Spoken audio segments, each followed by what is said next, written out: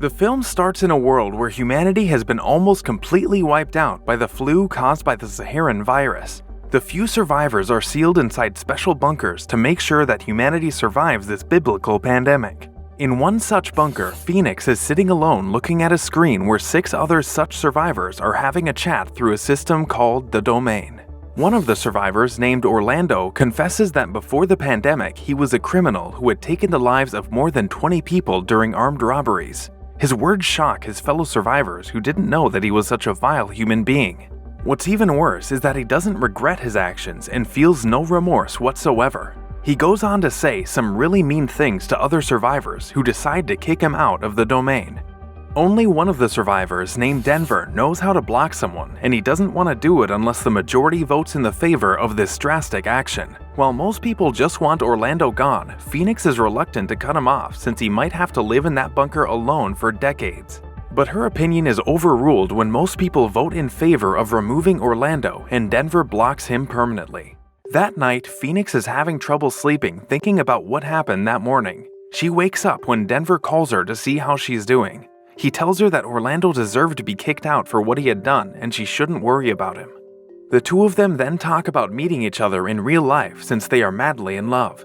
They hope their confinement will be over in a year and they will be able to hold each other, but even after 8 months, Phoenix is still living in her bunker where she wakes up after the screen next to her bed marks the start of the day.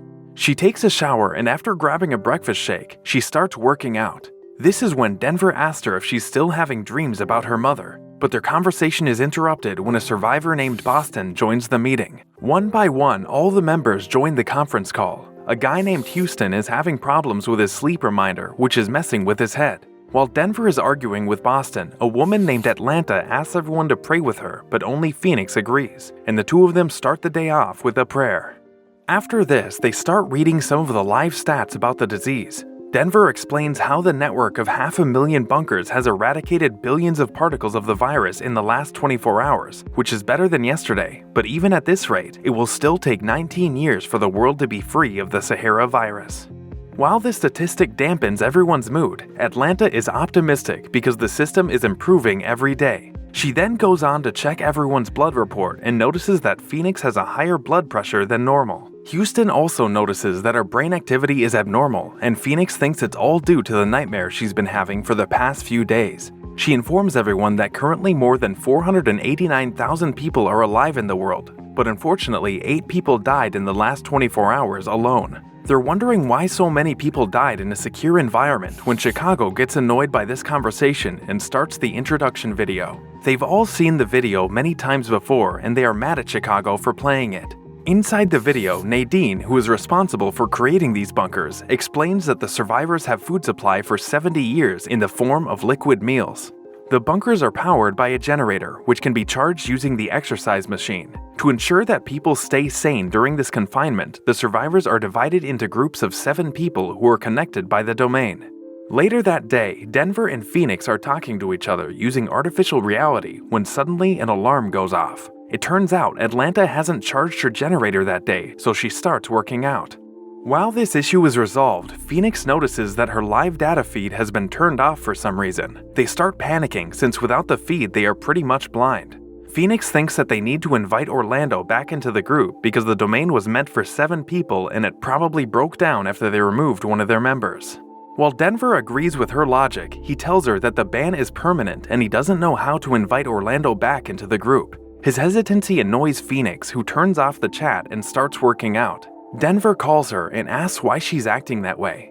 This is when Phoenix tells him that she was incarcerated when she was chosen to be one of the survivors. She explains how she was a drug addict who lived with her single mother.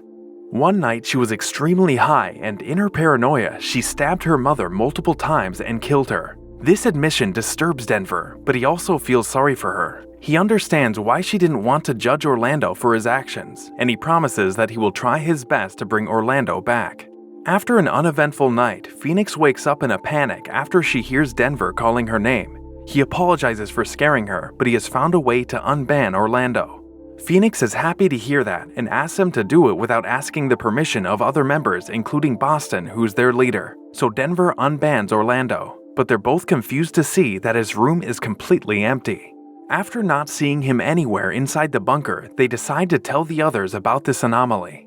Boston is mad at them for doing something without his permission, but Houston is the one who's truly losing his mind. He's still suffering due to his malfunctioning day-night cycle and thinks Orlando hacked his system to make his life hell.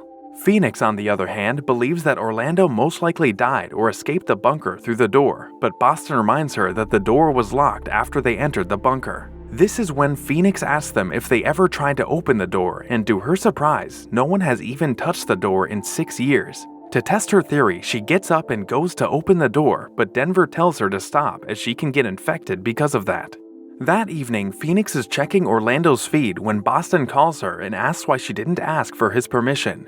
He also has reservations about her dating Denver since he believes that Denver is actually a psychopath who's just pretending to be a nice guy. Phoenix tells him to mind his own business since she really loves Denver. Still, Boston's words disturb her, and that night she starts looking at some of Denver's private videos. She watches a video where the two of them are having an intimate conversation, and in the video, Denver looks like a normal guy. However, the clip gives her an idea, so she calls Denver and asks him to see if Orlando has recorded any private videos. He once again hacks into Orlando's system and pulls out hundreds of videos. In most videos, Orlando looks healthy and he's just working out, but in a 5-hour-long video, they notice that the camera in Orlando's bunker goes blank for a minute. During that time, they can hear Orlando screaming, and when the feed comes back, he's gone. Phoenix is really scared after watching his door, which stays open for a long time, before someone shuts it. The two of them immediately call a meeting and show the video to everyone. Houston once again starts freaking out, thinking that Orlando is holding all of them hostage. Meanwhile, Boston is telling them that they should not do anything until they find more information. But Denver thinks that they just need to leave before someone abducts them, just like they abducted Orlando. However, he fails to convince the others, so they decide to wait until Houston calms down. Later that night, Phoenix is using a tool to open panels inside her bunker when Denver gets on a call with her. The two of them are wondering what happened to Orlando when they start hearing some noises from Houston's room. They open the live feed to see Houston bashing his head into the wall. He's gone completely insane and he's screaming like a madman, where suddenly his stream cuts out and just like Orlando, he's also removed from his bunker. That night, Denver comforts Phoenix and tells her everything will be okay, but she wakes up to discover a man standing inside her room. However, just before the man grabs her, she wakes up yelling and realizes that she was having a nightmare. Still, she's not out of danger because a rat is sitting right next to her. Denver is worried that it may contain some sort of infection, but Phoenix is happy to see another creature. She figures out that the rat came through a loose panel. The panel is labeled as an emergency vent, and soon all of them find a similar panel inside their bunkers. This discovery confuses Denver because the bunker was supposed to be underground and it shouldn't have any vents. But now they're all certain that something is wrong, and even though Boston wants to stay put, Phoenix tells them to start looking for a way out. She also asks Denver to try and connect to other bunkers to get more information. And while he's hacking the servers, the rest of them are looking for any clues inside their bunkers. This is when Atlanta decides to break the pipe that's connected to her water and food supply. The others are against her decision, but she doesn't care and starts smashing the giant metal pipe. After breaking it, she is surprised to learn that there is nothing but another empty space on the other side of it. But before she can even inspect this cavity, the door to her bunker opens up and her feed cuts out just as someone drags her away. Her disappearance is the final straw for Chicago, who grabs his blanket and ties it to the pipe near the door, and while everyone begs him to calm down, he ties a noose around his neck and hangs himself in front of them. Losing two of their friends is too much for the rest of the survivors. They're all tearing up, but Denver tells them that he is connected to other bunkers and he starts showing them random live feeds. They can see other people inside different bunkers, but in one of them they find a dead woman, so they end the transmission. This is when Denver reveals that instead of 500,000, there are only 1,000 bunkers in the entire system. This information makes it clear that someone has lied to them and they need to escape. Luckily, Phoenix noticed some wires connected to the door, and she thinks that they can open it by cutting those wires. But before she does that, Denver tells her that he will travel all the way over to Phoenix, Arizona and meet her outside the city hall. Boston, on the other hand, is 3,000 miles away from them, and there's no way he's gonna be able to reach them.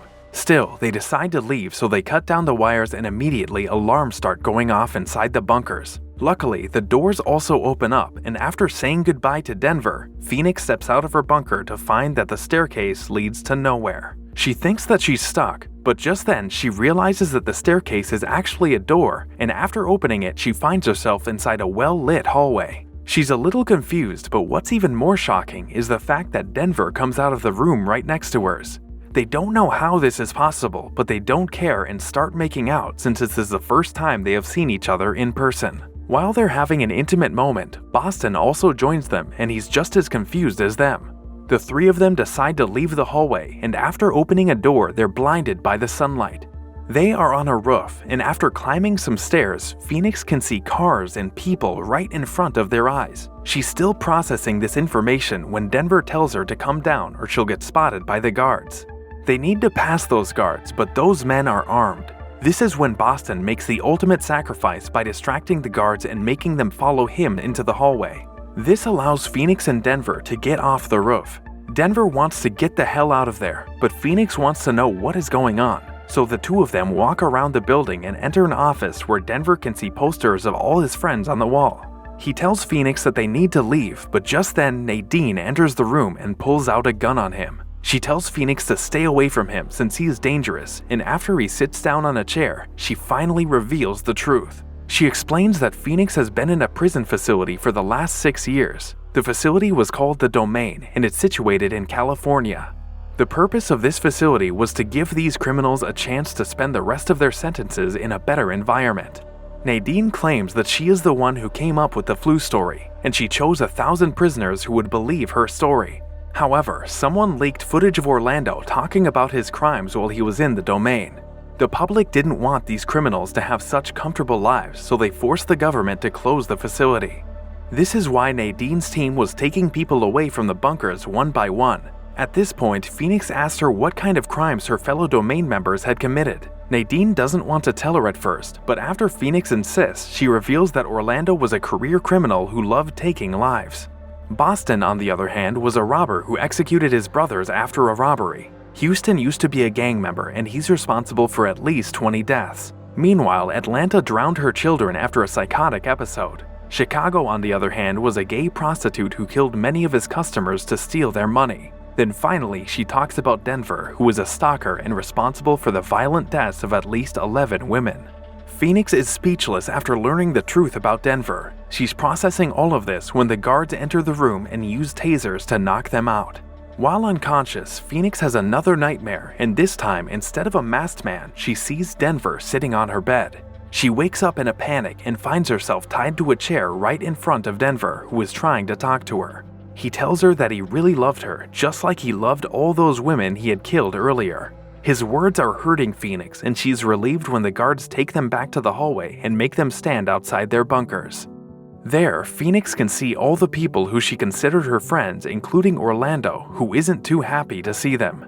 He steals a guard's gun and tries to shoot all of them, but another guard shoots him down first. After that, all the prisoners are sent back into their bunkers, which now look just like jail cells. The film ends with Phoenix reciting a prayer as the guards remove Chicago's body from his bunker before taking away all of his stuff. If you enjoyed that recap, I got a good feeling you'll enjoy this one too. Click on the video on your screen for more.